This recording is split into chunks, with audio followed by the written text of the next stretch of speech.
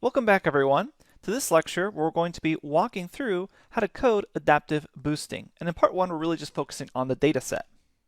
Now, for this particular machine learning project, we're going to be walking through an example where a predictive model is actually not the overall main goal. Instead, we're actually going to have two goals for this project. Let's give you a brief overview of the data to fully understand the scope of the project. In this project, we're working with a mushroom data set. And this mushroom dataset has a variety of categorical features on mushrooms, such as the color of the mushrooms, the size of the mushrooms, the odor of the mushrooms, and so on. And then it has a label. And the label is whether or not that mushroom was poisonous or edible. Now, typically, we would want to use machine learning to accomplish a main task of the classification algorithm. That way, if you're out in the field and you pick a mushroom, you can note its features and try to predict whether or not the mushroom you picked is poisonous or edible. Obviously, a very useful feature for machine learning. However, it would be nice if we could also use a machine learning model to create cautionary guidelines for people picking mushrooms and who don't have time to record every single feature of the mushroom. So can we use what the machine learning model actually learned from the features of the data set to try to tell people in the future, keep an eye out for a specific feature on the mushrooms? So for example, we already know that tree-based methods have great capabilities to report back feature importance.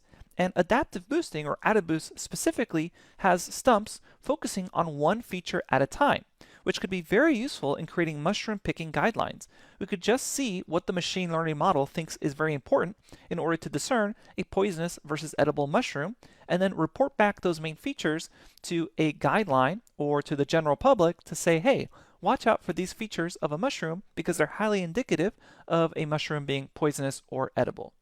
Let's begin by checking out the data in a notebook.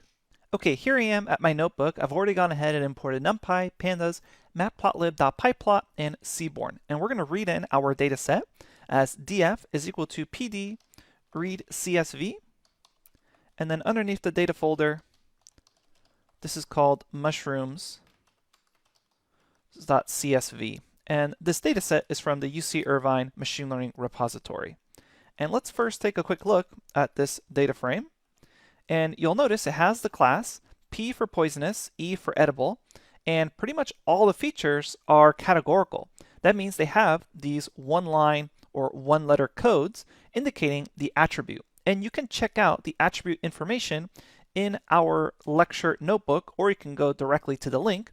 I'm going to copy and paste real quick the attribute information from the notebook here. That is the lecture notebook that corresponds with this. So this is the AdaBoost mushroom data set here, and I'm going to copy and paste here, and you can get a essentially attribute information code. So all these one letters usually stand for something. So for example, cap shape, if it's bell shape, that's going to be a B, conical is C, convex is X, etc.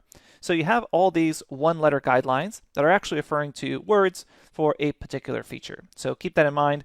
Even though we just see a bunch of one letters here, it actually is information on the particular data set. So because we have 23 columns and all of them are categorical, there's not a lot of continuous statistical information we can actually discern from this data set. And what I mean by that is, for these features, I can't really explore the mean or standard deviation of a bunch of categorical features since they're not continuous. I can't tell you what the mean of bruises is or what the mean of odor is. But what I can tell you is maybe how often odor shows up versus class, or the number of unique elements per category. So let's begin exploring that. What we're first going to explore is the actual balance of the classes. So I can do this with a count plot. So I can say SNS count plot, say data is equal to df, and probably the first thing I want to check out is if I'm dealing with an imbalanced data set class-wise, and whoops, we need a comma here. There we go. So the class column, you'll notice it's pretty much almost perfectly balanced. There's slightly less poisonous mushrooms in the data set versus edible, but this is really well-balanced data. So that's good. We don't need to worry about any imbalanced issues. And what I can also do is check out describe. If you say df describe, it will report back what it can for the categorical features, which is to say it has a few things it can report back. It can tell you the count, which is essentially how many rows you have. You can also report back the unique number per category. So obviously there's only 2 classes, so it says unique is 2, but you can see 6, 4, 10. And this could actually be useful information to try to see where you have a lot of variety in the features and where you just have a few different components. It can also tell you the top here. So you can see top is E, which is edible. So there's more edible, essentially telling you the most popular version of that particular feature.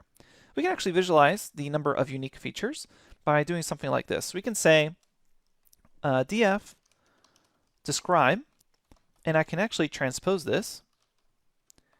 And if you transpose this, notice now you get the count, unique, top, and frequency. And what I can also do is say reset index in order to get these feature names as a column themselves. So now I have index, where that index is actually just the feature name.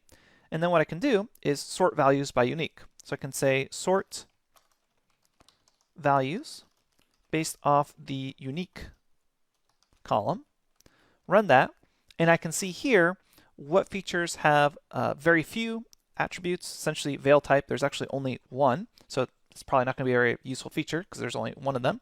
And then the rest of them, you can see that there's tons of different guild colors. So there's 12 different guild colors possible. And then if we want to visualize this, what I could say is assign this to something like feat_uni for like unique features. Run that, and then create a bar plot from that. I can say SNS bar plot, where my data is equal to feat_uni for unique features. And then what I'm also going to do is say x is then equal to index, because that column was renamed index when we reset the index here. So keep that in mind. And then the y I'm interested in is the value for unique. There we go. And if you just run this, you'll get a plot that looks like this. However, something you should note is the X tick labels are not rotated, so it's kind of hard to read. So we're going to fix this a little bit just to make it nicer. I'm going to say up here, plt.figure, make the fig size a little larger, maybe stretch it out a bit. So we're going to say something like 14 by 6, increase the DPI, so DPI is equal to 200. And something else you can do to fix those X ticks is after you create the bar plot, call X ticks, and then there's a rotation parameter. So rotation is equal to, and you can rotate this any degrees you want. So if I want them rotated 90 degrees, I say rotation is equal to 90. So now when you run this, you may get a bunch of information on text and array. So you can put a semicolon here to get rid of that in Jupyter. And now we get this really nice looking plot. So this is telling you the number of unique instances per feature. So class has 2 unique possibilities, bruises, again, 2 unique, and then guild color here with up to 12 unique parameters. So that's a really good thing to keep in mind, because if we're trying to set up guidelines, we probably want to focus on something that is not too difficult for a human to discern. It may be difficult for a person to discern 12 different guild colors versus trying to discern 2 different bruise types. All right, let's finish off this lecture by setting up our data for modeling. And in this case, we're going to need to perform a train test split. So I'm going to set my X feature set to df drop the class column along axes is equal to 1. And then something else I probably want to check is to see if I have any missing values. So I can say X is null dot sum, report back, and check to make sure these are all equal to 0, so I don't need to worry about filling in missing data, which is good. So we can not worry about missing data. And then what we're also going to do here is recall X is still having everything as categorical letters. And for the boosting machine learning algorithms, those are eventually passing in a decision tree. And we saw previously the decision tree needs these as dummy variables. So what we're going to do is we're going to say X is equal to PD get dummies. And we can actually pass in X, and it's going to do this all automatically for us. We'll say drop first is equal to true. So we don't have duplicated information there. Run this. And then when you check out X, it's now created all these dummy columns out of the features, which is what the boosting algorithm, since it's passing it to multiple decision trees, is going to need. It's also going to be really useful for us because now we can see each instance of the feature. So instead of just saying something like a guild color is important, it will tell us the exact guild color that's important, which which is really nice. Then what we're going to say is y is equal to df class, and let's do a split.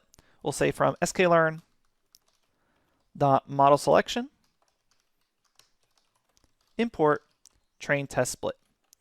And we've done this kind of a million times now. We'll say train test split, expand on this. I'm going to scroll down here until we get that tuple unpacking to make sure we always do this in the right order. And it's a little further down here in the example. One little bit further, there it is. Okay, just going to copy this, paste it in. In this particular case, we'll go ahead and make our test size something like 15%. And let's make our random state 101. Obviously, these are numbers you can play around with. 101 if you want the exact same split I do, which is 15% test size. Okay, so run that, and you should now have been able to take a look at the data. You can go ahead and do any other visualizations you're interested in. But what we're going to do next in the next lecture is actually model this and evaluate this and check out which features are important. Okay, thanks, and I'll see you at the next lecture.